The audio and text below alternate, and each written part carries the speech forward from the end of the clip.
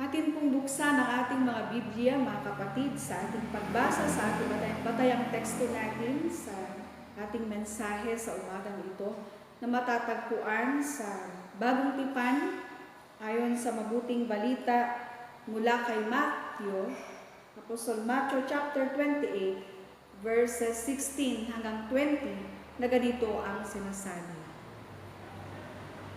Ang 11 alagad ay nagpunta sa Galilea, sa bundok na itinuro sa kanila ni Jesus. Nang makita nila si Jesus, siya'y sinamba nila. Bagamat may ilang nag-aalinlangan, lumapit si Jesus at sinabi sa kanila, "Ibinigay na sa akin ang lahat ng kapangyarihan sa langit at sa lupa.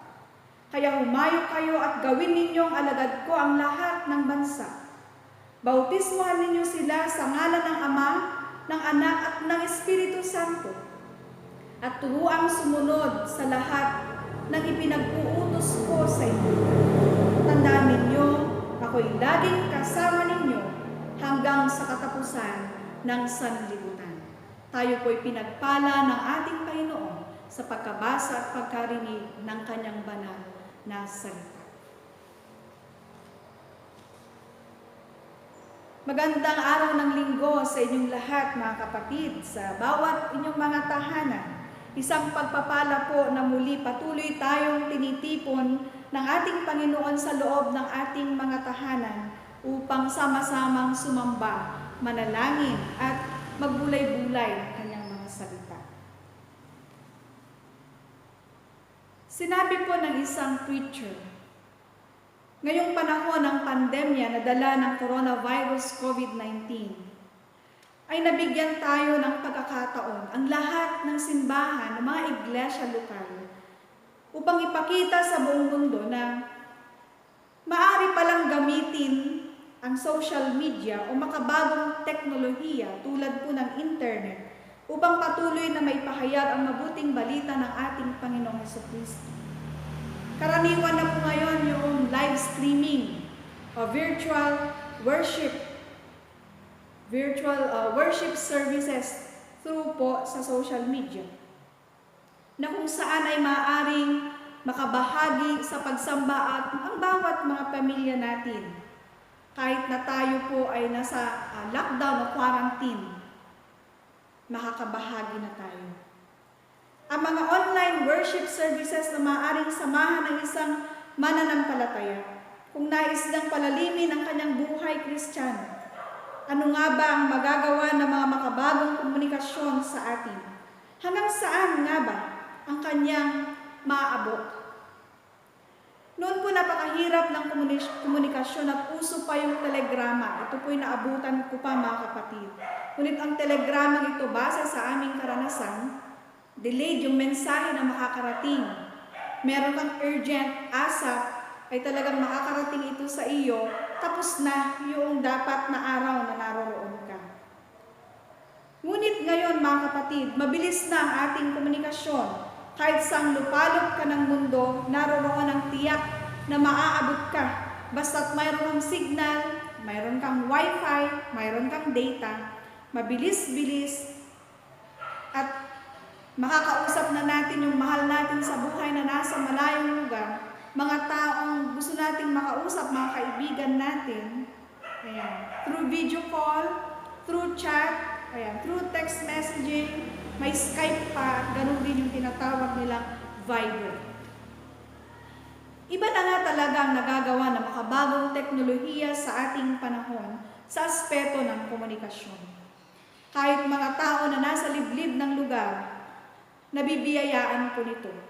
Karaniwan na makita natin yung mga cellphones at computers, kahit na yung mga nasa malayong lugar o mga nasa bundok, ay mayroon na nito.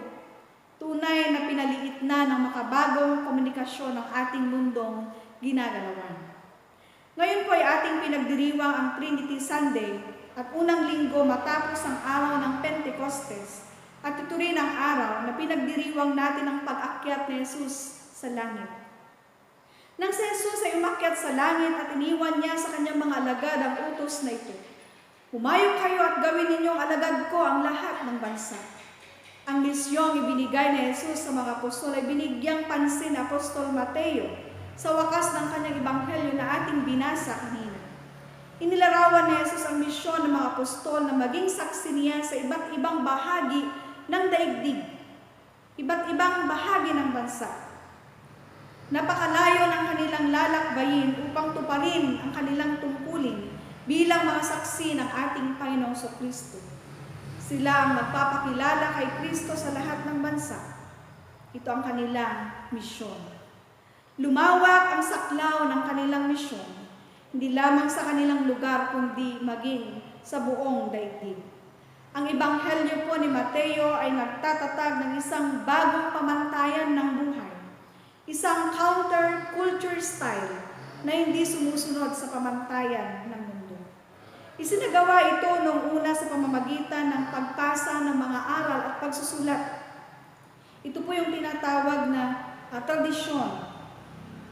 Sa pamamagitan ng pangangaral, mga pagsusulat, ay ito'y ginawa nila noon. At ngayon sa kasalukuyan po, ipinagpapatuloy pa rin ang mga ito sa makabagong pamamaraan sa pamamagitan ng internet, video broadcast, live streaming, sa TV, at ganon din sa radyo.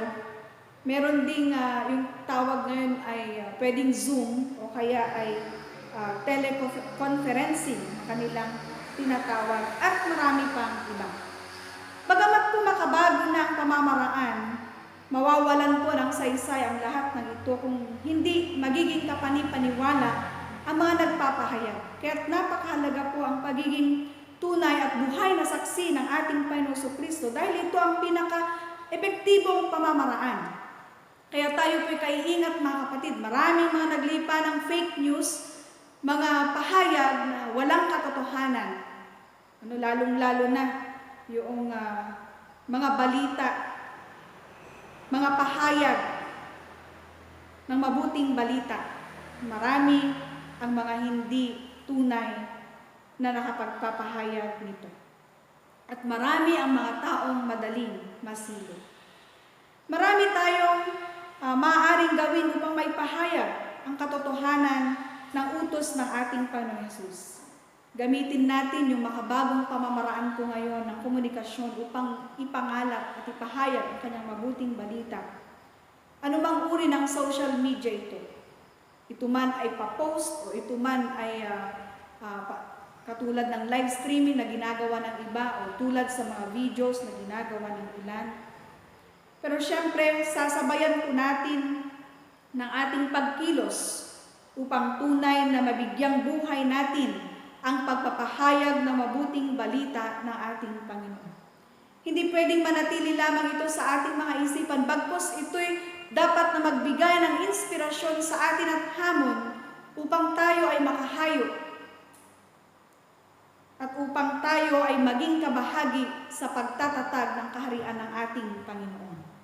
Bagaman hindi po binanggit na Apostol Mateo ang pag-akyat ni Jesus sa langit, nag-iwan naman siya ng kanyang pangako sa kanyang mga alagad. Ang sabi niya, tandaan ninyo, ako'y laging kasama ninyo hanggang sa katapusan ng sanlibutan. Ito po ay isang napakagandang pangako mula sa ating Panginoong Jesus. Lagi niyang sasamahan ang kanyang mga alagad hanggang sa wakas ng panahon. At yung pangakong ito ng ating Panginoon sa kanyang mga alagad ay pangako din niya sa atin bilang tayo ay mga makabagong alagad sa panahon ngayon. Ibig sabihin, hindi niya pababayaan ang kanyang mga alagad, hindi niya tayo pababayaan bilang kanyang iglesia. Nangangahulugang siya'y sumasa atin, sasamahan tayo hanggang sa wakas ng panahon. Maraming taon nang lumipas sa kasaysayan ng daigdig, hindi tumigil ang Panginoon sa pagtupad sa kanyang pangako nito. Tayong lahat na bumubuo ng iglesia ay tunay na mapalad dahil kasama natin ang pamamatnubay ng ating Panginoon. Tandaan natin na tayo po ngayon ang mga buhay na saksi niya. Tayo ang makabagong alagad niya. Sa panahong ito ng pandemya ay mas maging epektibo pa tayo at buhay na saksi sa ating paglilingkod sa iba't ibang kapamaraanan upang abutin ang ating mga kapwang higit na nangangailangan. Iparamdam nawa natin ang pagmamahal ni Kristo lalo higit sa ating mga kapatid na nawawala ng pag-asa na mabuhay at umaandap-andap ang ilaw ng kanilang pananampalataya. Magsilbi nawa tayong liwanag sa kanila. Ipahayag natin ang ating pagsaksi sa araw-araw nating pamumuhay, ang katotohanang dala ng kanyang muling pagkabuhay sa ating kalagitnaan. Ngayon po mga kapatid ay pinagdiriwang din natin ang banal na komunyon ng ating Panginoon. Pakatandaan po natin ng ating pagtanggap sa tinapay at ang kopa ay isang pananagutan natin bilang mga mananampalataya. Ito po yung ating misyon ay pahayag at ipadama ang presensya at pag-ibig ng Diyos sa mga abag. Huwag tayong magpakamanhid sa pangailangan ng ating kapwa.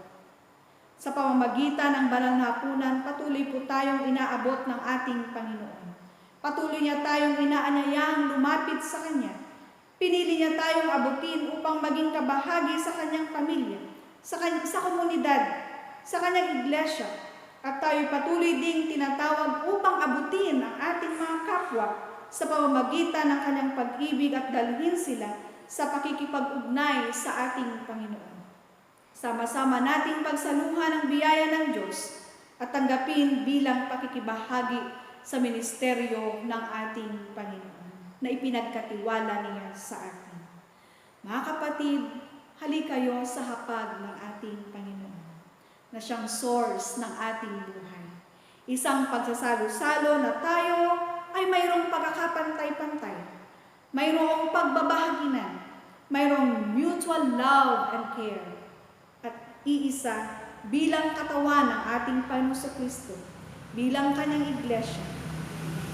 Nawa tayo ay sama-sama sa hapag na ito at ipahayag natin ang ating nadama at ang ating narinig at nasaksihan upang ang buong mundo ay patuloy na manampalataya at sumunod sa Kanya. Sa pangalan ng Ama, ng Anak at ng Espiritu Santo. Amen.